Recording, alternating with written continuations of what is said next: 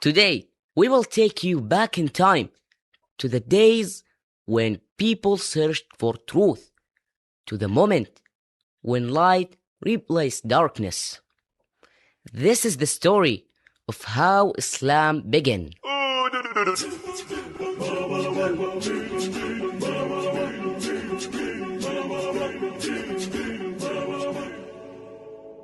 Before the birth of Prophet Muhammad, peace be upon him, Arabia had no clear guidance. People worship idols around the Kaaba, even though it was built for Allah alone.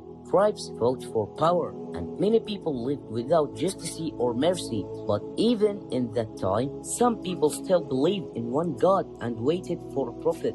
The world was preparing for change, and soon the final messenger would come.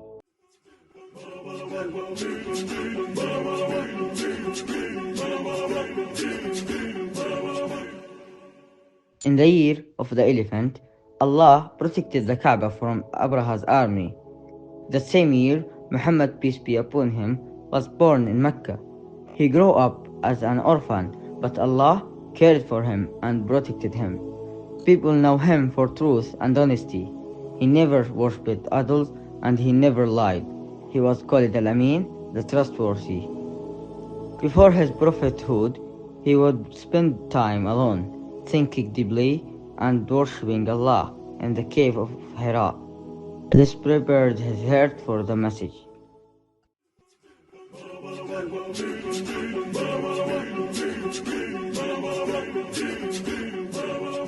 At the age of 40, while in the cave of Hira, the angel Jibreel came to the Prophet, peace be upon him.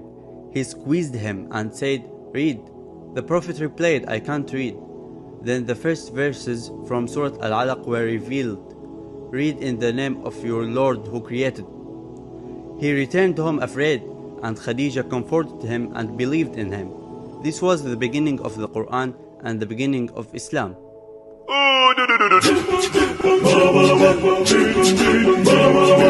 The Prophet, peace be upon him, called people to worship Allah alone. Quraysh rejected him. They insulted him, threw dust on him, and hurt his followers. Bilal was trouted under the sun while saying Ahad, Ahad. Sumayya became the first martyr in Islam. The Muslims were boycotted for 3 years in the valley of Abu Talib, suffering hunger and pain, but they stayed patient and trusted Allah. After 13 years of struggle, Allah gave command to measure. The Hijrah to Medina began.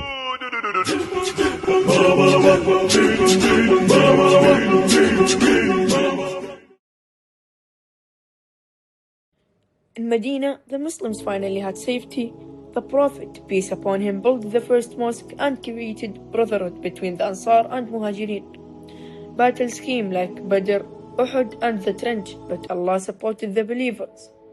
The Prophet, peace upon him, showed mercy even to his enemies. When he entered Makkah peacefully, he said, "No harm will come to you today." People entered Islam in large number. In the final sermon, the Prophet, peace upon him, completed the message. Soon after, he passed away, leaving the Quran and Sunnah as guidance for all people. And the light of Islam spread across the world.